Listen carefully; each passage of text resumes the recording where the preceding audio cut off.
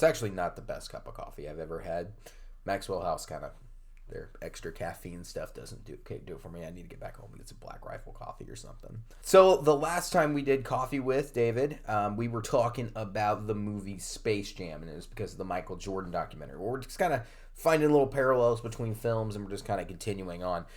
So on that theme, I'm going to throw back to something that you may or may not remember from when you were a kid, especially if you were a 90s kid. But if you'll give me a second here, let me try to trigger to some nostalgia for you.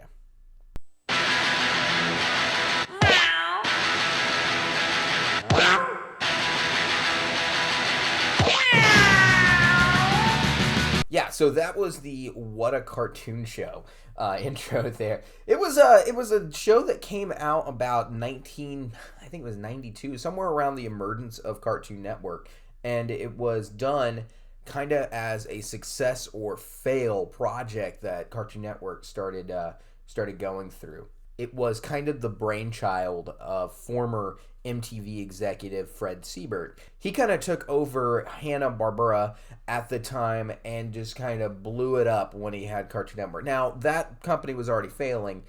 Ted Turner had went around and bought like a ton of products, and that was kind of how the Cartoon Network channel got put together under Turner Entertainment. But nonetheless, Fred Siebert comes up and he says, I got this idea for a show, and this is how we're going to start getting original programming on Cartoon Network. So Siebert comes up with this idea that's got 48 chances to success or fail, and that became the What a Cartoon Show. So he kind of let the creators at Hanna-Barbera come up with their own thing and like let each show stand on its own feet. Make a bunch of shorts. Let's see which ones work. And that's how we're going to start this whole thing off. So the show was called the What a Cartoon Show. And at the time, Cartoon Network really didn't care about the quality of the show. Anything could be put on the What a Cartoon Show. And trust me, if you watch some of these, you're gonna understand what I mean by quality. They started receiving pitches for this show in 1993, like different submissions.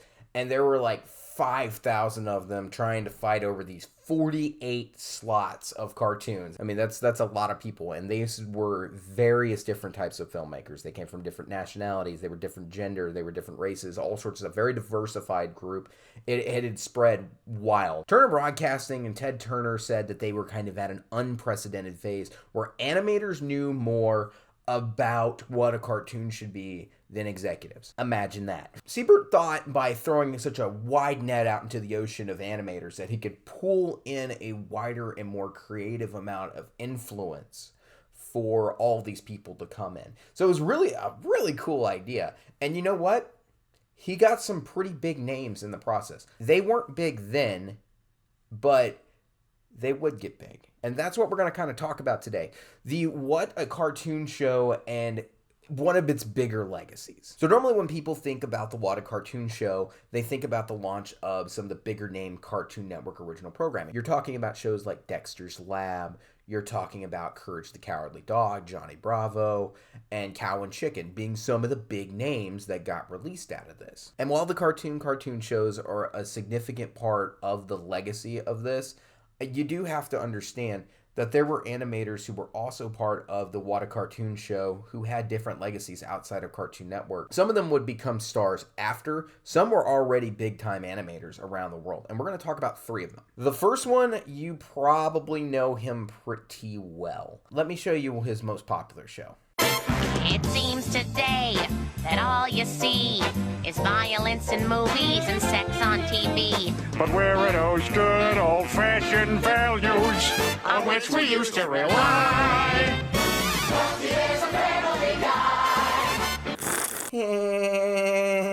Yeah, we're talking Seth MacFarlane was one of the big names over there. And I'm going to put a comparison up here because I've actually gotten comparisons that I look kind of similar to Seth MacFarlane before. I can kind of see it. I get like a blend of him, Jimmy Kimmel, and Adam Devine. Weird, huh? So anyway, the What a Cartoon Show was one of the first big things that Seth MacFarlane did. And he came up with the concept of Family Guy in the middle of this. It was from a cartoon that involved 2 characters, Larry and Steve. Larry, who is this middle-aged man, kind of like your everyman, and is kind of stupid. Like, sounds familiar, doesn't it? And then on the other side, you got Steve, who is a super intelligent dog who befriends Larry. Also sounds kind of familiar, doesn't it? Yeah, the series was called The Life of Larry and Steve, which was Seth MacFarlane's idea. When he came up with this cartoon, his professor in college submitted it to Hanna-Barbera, and he got hired. And that was how he ended up getting part of this program. So when he came up with Larry and Steve, and so it became like an entire launching point. Family Guy is not just the big part of Seth MacFarlane's career. Family Guy launched his career twice. And I guess even a third time if you want to talk about when it got canceled. But the show centered around, Larry and Steve and their little adventure of going to the Quality Mart to buy furniture. I don't know, Steve. I just can't find anything. Hey, what about that place? Because Larry's an idiot and all the stuff in his house broke. It's a goofy little adventure and it's a lot of fun, but like you can see the parallels the entire time to Family Guy in here. Not just in so much the characters, but the humor's there a little bit too. And speaking of the characters, you even kind of get a glimpse at what Quagmire is going to be like. He's flying the jet. It's not Quagmire, and I don't even think it's supposed to be the prototype for Quagmire, but like there's a couple of similarities there. I think Seth MacFarlane's using a very similar voice to Quagmire, and then he's also at the exact same time making him a pilot, which I was like, kind of looks like the prototype to Quagmire to me. Ricky, I know you've never flown a plane before, but why don't you take the controls while I go in the back and grab a wee nip of the creature? Okay.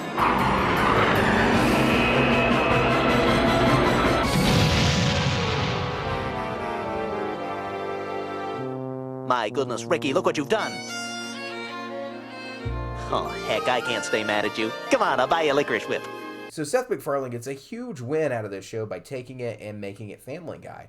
So what he ended up doing was taking the show to Fox. He gets paid something like $2 million a year. And the next thing you know, he's a household name. Fox orders 13 episodes of Family Guy, and thus the first season of Family Guy is born. Now, the show's evolved since then, and Seth MacFarlane's expanded out into different aspects. He's making movies now. You talk about Ted.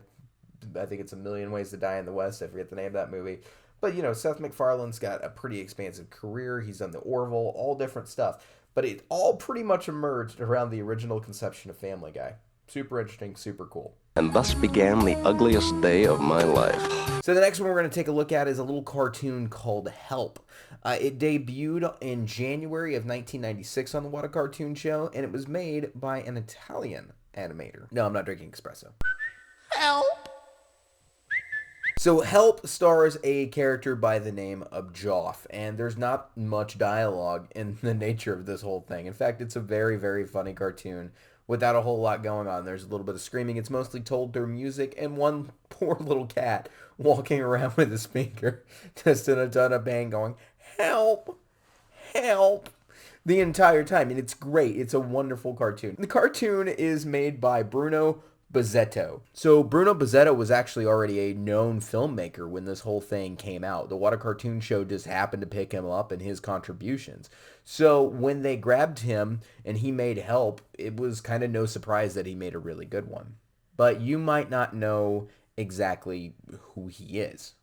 Bozzetto does like a ton of short pieces. That's kind of his mantra.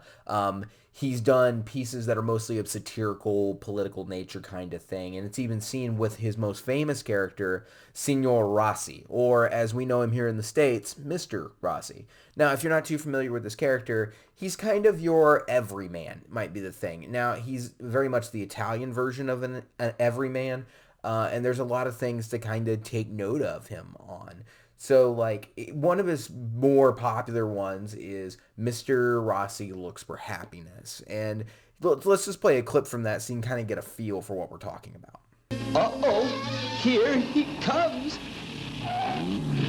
I'll see you later, Rossi. Excuse me, sir. It's Rossi, sir. My name is Rossi, with an R, sir. That gentleman is my boss. One could say that we work together. So yeah, Bozzetto's a very good animator. He's made some terrific stuff. He had started animating at age 20 in Italy and then made it all the way into the 2000s, which is something of like almost a 50-year career that he had accumulated. As far as his contribution to the What a Cartoon Show, sure, he didn't get a launch and we still don't know him that well in the States, but he's a very well-known filmmaker and a very well-known animator.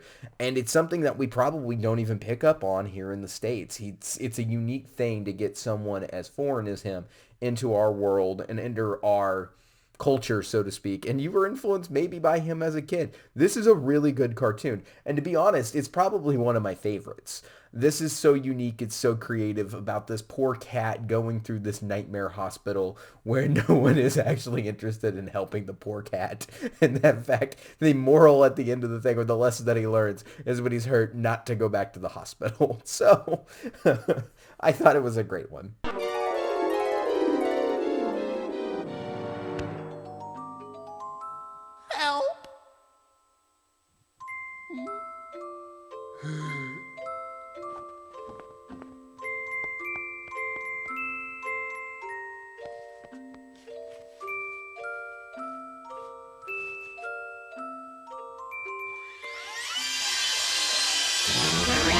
The third and final one that I'm going to talk about today comes from an animator that you're probably very familiar with their work. In fact, he went on to make one of the most popular kid shows on Nickelodeon. I'm talking about Butch Hartman. If you don't know who Butch Hartman is, he made a little show starring some fairies on Nickelodeon, and it kind of became a big deal.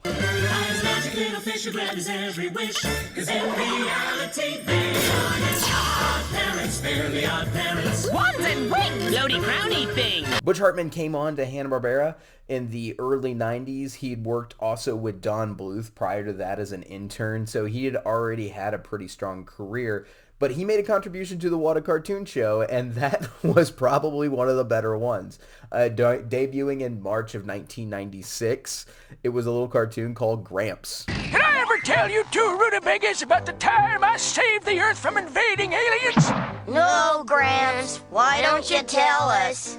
It all started when Do we have to listen? Yeah, we better. Remember what happened to Grandma. She was dead when I got there! Gramps has got a ton of great humor. I absolutely love the animation in this. It's a really cool one. But here's the legacy that Bart Hartman came out with. He had started his relationship with Fred Seibert, and it only kept going. In fact, Fred Seibert made another lab that got it put onto Nickelodeon, and that show became Oh Yeah Cartoons. Very similar style to what was being made on Cartoon Network, and Butch Hartman went to that one. Butch Hartman goes to Oh Yeah Cartoons, and that's where he launches the Fairly Odd Parents pilot. If it was never for these laboratories that came out, we may have not seen shows like Family Guy or the Fairly Odd Parents or several other things. Johnny Bravo, Cow and Chicken, there are several to come to name. So one of the big things that I think everyone should take away from the legacy of the What a Cartoon Show is that they're fantastic opportunities for animators and filmmakers to come out and try something new, because you just never know what you're going to get. And I think that's something that we can all just kind of take a testimony to. So hey, next time I'll check you out. Join me for another coffee with. Zeke's got another one coming out soon. Until then, subscribe and I'll check you next time.